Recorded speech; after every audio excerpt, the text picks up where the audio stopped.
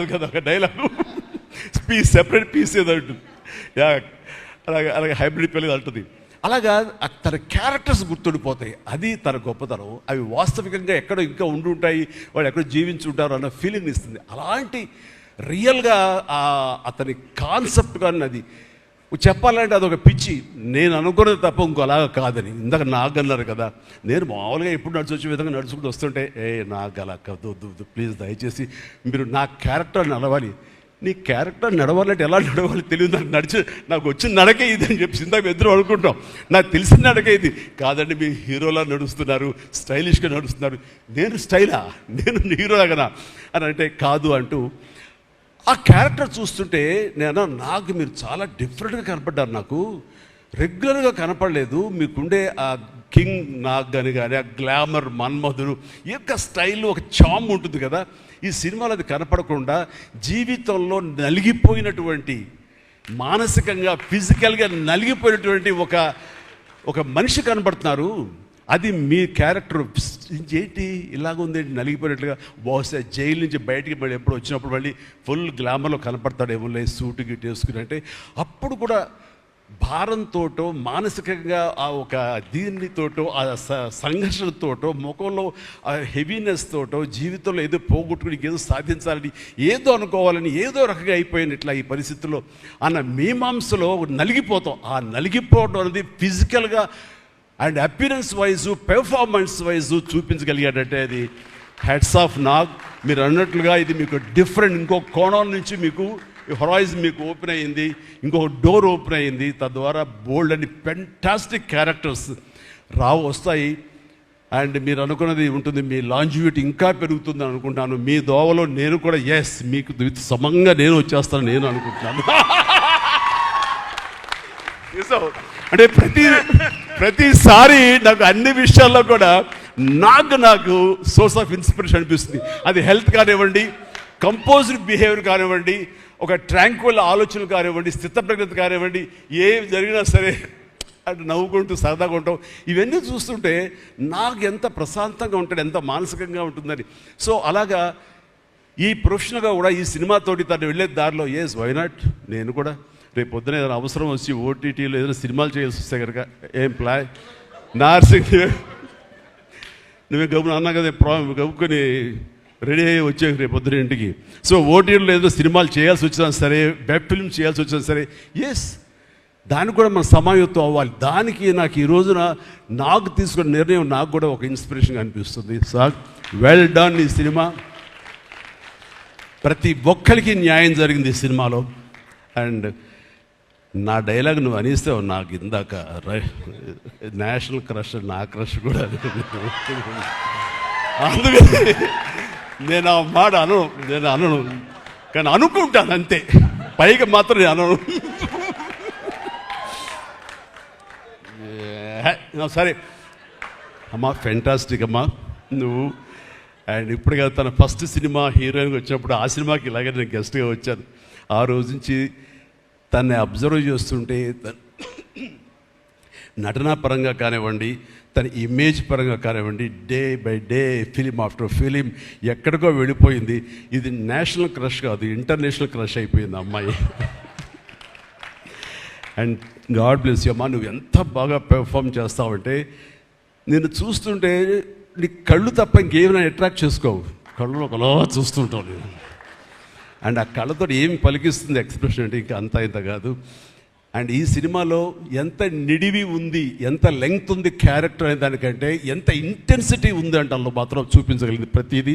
ముఖ్యంగా బిడ్డను హోల్డ్ చేసినప్పుడు ఆవిడ ఒక కన్నతల్లిలాగా, ఒక అమాయకంగా ఒక ప్రియుడిని మోసపోయినప్పుడు వాడి వల్ల ఎక్కేసినప్పుడు నాకు చూడాలని అందులో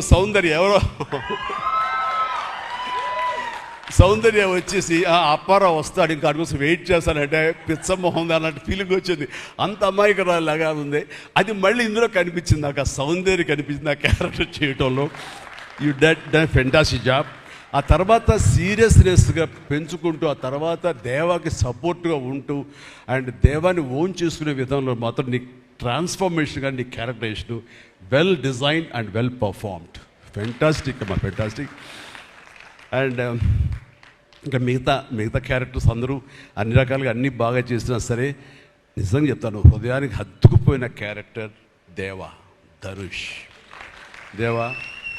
అంటే ఈ క్యారెక్టర్కి ధనుష్ తప్ప ఇంకెవరు లేరని, ఇంకెవరు చెయ్యలేరు. ష్యూర్ ఇంకొక హీరో లేడు. అంత పెర్ఫార్మ్ ఇచ్చి హీరో ఇమేజ్ ఉండి, స్టార్ ఇమేజ్ ఉండి, అన్ని రకాల కాంబినేషన్లో ఉండి చేసే మనిషి అంటే the one and only star in India is Dhanush. ధనుష్ని మైండ్లో పెట్టుకుని ఈ క్యారెక్టర్ డిజైన్ చేసావా శేఖర్? లేదు, నీ క్యారెక్టర్కి అతను అనుకోకుండా సరిపోయాడా అని అంటే నాకు లేదు. నువ్వు ధనుష్ని దృష్టిలో పెట్టుకుని ఈ క్యారెక్టర్ డిజైన్ చేసేవేమో అనుకో అనిపిస్తుంది నాకు. ఎందుకంటే ఈయన సపోజ్ నేను చేయలేని Shekhar, I very sorry sir, నా రొంబ బిజీగా இருக்கேன், நான் பண்ண முடியாது అని சொன்னா என்ன பண்ணுவேని? ఎవరున్నారు చేయడానికి?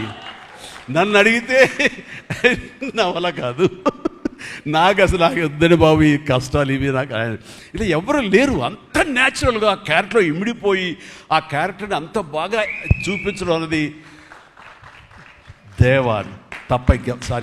ధనుష్ తప్ప ఇంకెవరు లేరు. ధనుష్ నీకు బెస్ట్ యాక్టర్ అని చాలా మామూలు అయిపోయింది. మాకు ఎప్పుడైనా వస్తే వావ్ నాకు వచ్చిందో నేషనల్ బెస్ట్ యాక్టర్ అనుకోవాలి తప్ప నేను, బట్ నీకు ఇది మామూలు అయిపోయింది. మళ్ళీ ముందస్తుగా నీకు అడ్వాన్స్గా చెప్పేస్తున్నాను, నీకు కంగ్రాట్స్, నీకు బెస్ట్ యాక్టర్ అనేది ఖచ్చితంగా రావాలి. లేకపోతే